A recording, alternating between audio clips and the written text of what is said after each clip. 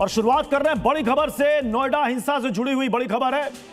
बताया यह जा रहा है कि नोएडा हिंसा बाकायदा एक साजिश के तहत रची गई और यह अब जांच में एक एक करके सामने आ रहा है। पुलिस ने अपनी जांच तेज कर दी है और इससे जुड़ी बड़ी अपडेट ये आ रही है कि नोएडा में हुई हिंसा का पैटर्न भी सामने आया, जिसमें एक ग्रुप जो ट्रेंड नजर आ रहा था, उन्होंने पहले एक स्थान पर आगजनी की, फिर एक साजिश की तरह दूसरे लोकेशन पर बढ़े और इसके अलावा सीसीटीवी को निशाना बनाकर डिजिटल सबूत मिटाने की कोशिश भी की गई।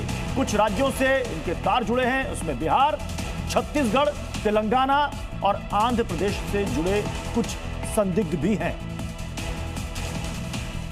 तो जहां एक तरफ इसमें 4 राज्यों से संदिग्धों की बात सामने आ रही है, तो यह भी खुलासा हुआ है कि बाकायदा हिंसा भड़काने के लिए व्हाट्सएप, इंस्टाग्राम का भी इस्तेमाल किया गया था। भड़काऊ मैसेज भेजे गए थे जिससे कि हिंसा भड़के। पुलिस अब इस साजिश के सूत्रधारों तक पहुंचने में जुटी हुई है। तो वहीं दूसरी तरफ नोएडा में बवाल आज दूसरे दिन भी हुआ, जिसमें मजदूरों के साथ अब मेड भी शामिल हो गई।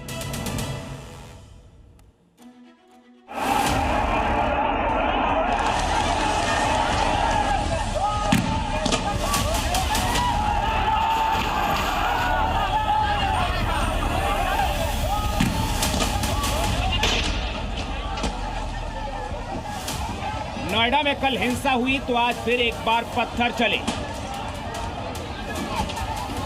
एक बार फिर बड़ा बवाल हुआ। कल की ही तरह पुलिस को निशाना बनाया गया। पुलिस ने लाठीचार्ज किया।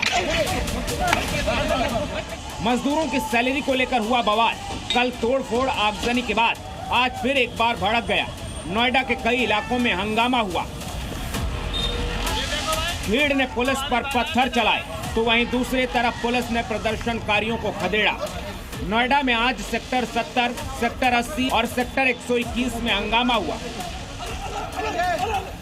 कुछ उपद्रवी लोगों ने उसमें से पत्थर फेंकना पुलिस पर शुरू कर दिया, जिससे मेरे भी एक चोटें आई है, एक दो गाड़ी में भी लगे हुए हैं और बाकी इनको पहचान लिया, पकड़ लिया, मौके पर पकड़ लिया है। बाकी पूछताछ की जाएगी कि इसमें जो काम करते थे या उनके साथ आए थे या ये इधर उधर से आया, भी ये क्लियरिटी नहीं है। लेकिन आज कल के मुकाबले पुलिस सतर्क थी।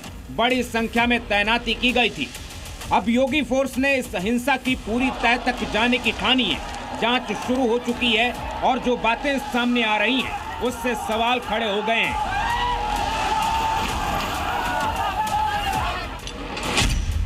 कि क्या नोएडा में जो हिंसा हुई वो प्लानिंग के तहत रची गई? नोएडा में जो पत्थर फेंके जा रहे हैं, क्या उसके पीछे बहुत बड़ी साजिश थी? क्या मजदूरों का प्रदर्शन हिंसा की टूल किट है? ये सवाल इसलिए उठ रहे हैं क्योंकि जांच में जो सामने आया है वो बेहद चौंकाने वाला है। पुलिस के मुताबिक बाकायदा साजिश के तहत ये हिंसा भड़काई गई, जिसमें व्हाट्सएप ग्रुप के जरिए अशांति फैलाई गई। बाहर से लोगों को बुलाया गया, मैसेज के जरिए माहौल को हिंसक बनाने की कोशिश की गई। फर्जी अकाउंट बनाए गए जो कि सिर्फ 24 घंटे पहले एक्टिव किए गए। और तो और भीड़ में घुसे कई नए चेहरों ने ही पुलिस की गाड़ियां जला दी।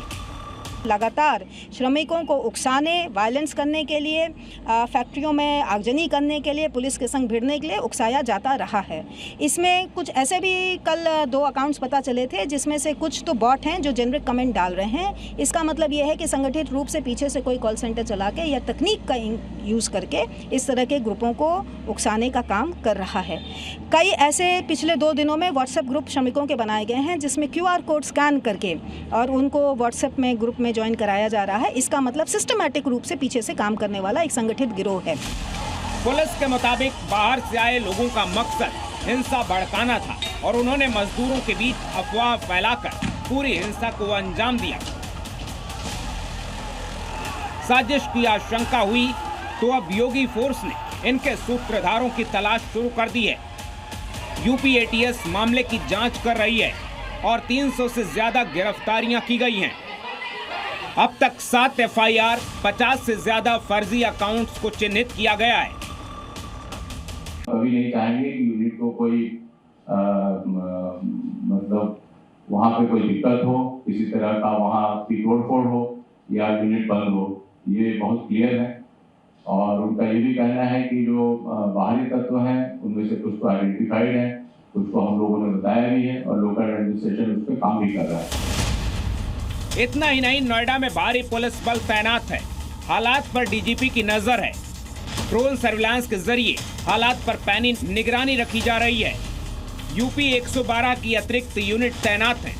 तस्वीरें जी न्यूज़ के माध्यम से आप देख पा रहे होंगे कि किस तरीके से तस्वीरें हैं यहाँ पर सभी आला अधिकारी हैं। मैं अपने कैमरामैन को बोलूँगी कि वो जूम करके दिखाए कि किस तरीके से अधिकारी जो हैं वो जूम करके नोएडा की हर जगह पे चप्पे चप्पे पर पुलिस की नज़र है। ये वो कंट्रोल रूम है जिससे कि उत्तर प्रदेश में जिस तरीके से स्थिति को, लॉ एंड ऑर्डर को खराब करने की कोशिश की जा रही है, उसकी नकेल यहाँ से कसी जा सके।